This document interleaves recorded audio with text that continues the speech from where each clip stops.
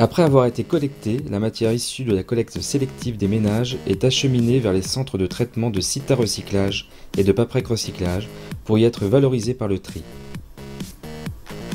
On y extrait notamment les bouteilles PET, type bouteille minérale, qui sont mises en balle puis stockées avant d'être transportées par voie fluviale, routière ou ferroviaire vers l'usine France Plastique Recyclage située à Limay dans les Yvelines. Sur place, elles vont subir un traitement particulier et novateur afin de générer des paillettes de RPET de grade alimentaire permettant de fabriquer à nouveau des bouteilles PET. C'est le bottle to bottle. Après déchargement, les balles sont déposées sur un convoyeur qui alimente la ligne. Elles tombent l'une après l'autre dans le déballeur. Libérées de leur ligature, les bouteilles sont poussées par des volets actionnés par des vérins sur un axe muni de dents qui individualisent les bouteilles de la balle afin de faciliter leur cheminement sur les convoyeurs. On trouve également 2 overbands successifs, sorte de gros aimants, qui permettent d'extraire les fils de fer. Les bouteilles sont ensuite convoyées vers le constant feeder qui permet la régulation du débit d'entrée de la ligne vers le cylindre de prélavage des bouteilles. Il a pour objectif de retirer du flux de bouteilles les étiquettes. L'ensemble passe par un double crible balistique qui va éliminer du flux des bouteilles les étiquettes. Les bouteilles tombent sur un convoyeur et les étiquettes sont soufflées vers la zone déchets. Les bouteilles continuent leur cheminement vers 3 capteurs optiques qui vont identifier la couleur et la nature du matériau. Les bouteilles indésirables effectueront un second passage afin d'optimiser au maximum le tri. Cette première phase du traitement automatisé sur bouteilles entières est contrôlée par des opérateurs avant de passer à la phase de broyage. Le flux de bouteilles est séparé en deux pour alimenter les 2 broyeurs sous eau qui vont réduire les bouteilles à l'état de paillettes.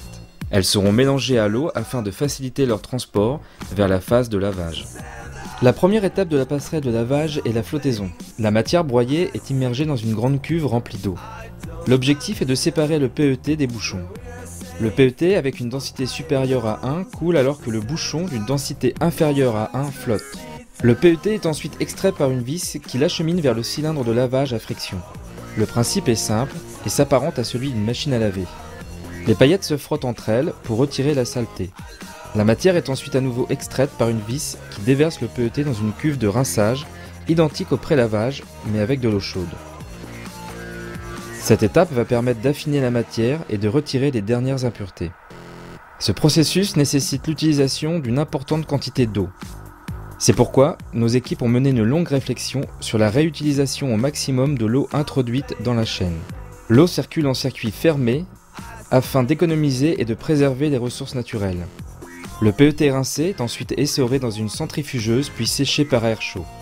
Après séchage, les paillettes sont envoyées vers un crible vibrant pour leur donner la granulométrie finale. À cette étape, les paillettes qui répondent au cahier des charges sont envoyées par transfert pneumatique vers la partie de ligne appelée le conditionnement. Les paillettes supérieures à la granulométrie souhaitée subissent quant à elles un broyage à sec avant de repasser par le crible. Les paillettes se retrouvent dans 2 silos d'homogénéisation qui vont brasser continuellement la matière au fur et à mesure des apports. La fin de la ligne est constituée d'un séparateur aérodynamique qui va séparer les paillettes en fonction d'un rapport surface-poids. À la sortie du séparateur, ultime étape d'affinage, les paillettes sont triées par caméra et infrarouge. Les paillettes indésirables sont soufflées. La matière sélectionnée est ensuite acheminée dans 4 silos de contrôle qualité où l'on prélève un échantillon représentatif de la qualité moyenne du silo pour analyse. En fonction du résultat, les paillettes sont stockées en big bag ou seront stockées dans un silo intermédiaire pour alimenter l'extrudeuse. Donc première étape au niveau de la machine, donc l'alimentation des paillettes sur la vis d'alimentation qui sera remplacée par un système d'alimentation automatique avec un mélange possible de 3 matières. Donc on rentre cette matière dans un premier préchauffeur qui nous permet de réchauffer la matière à une certaine température. Et donc derrière ça, on remonte par une vis d'alimentation mécanique sur les 2 systèmes d'assécheur de la matière.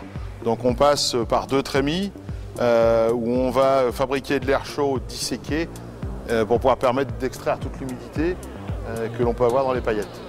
Donc derrière ça, on a un système d'alimentation et on passe sur le domaine de l'extrudeuse, donc où on va transformer et faire fondre la matière afin d'obtenir une pâte qui puisse être extrudé, avec une partie aspiration ici des gaz qui sont fabriqués lors de la chauffe de la matière, une partie filtration ici qui nous permet de filtrer toutes les impuretés qui sont dans la matière, et derrière une extraction au niveau de la tête d'extrusion avec fabrication de joncs et refroidissement par eau. Derrière ça, granulation, donc là on va fabriquer des petits granulés, les refroidir, les filtrer, et on fait une expédition de la matière dans des silos intermédiaires. Ces silos intermédiaires nous permettent de faire des tests en laboratoire qui vont nous dire si la marchandise est bonne ou pas. Dans le cas où la matière est conforme, on va refaire un transport pneumatique dans le premier cristalliseur qui nous permet de réchauffer et de cristalliser une première fois la matière.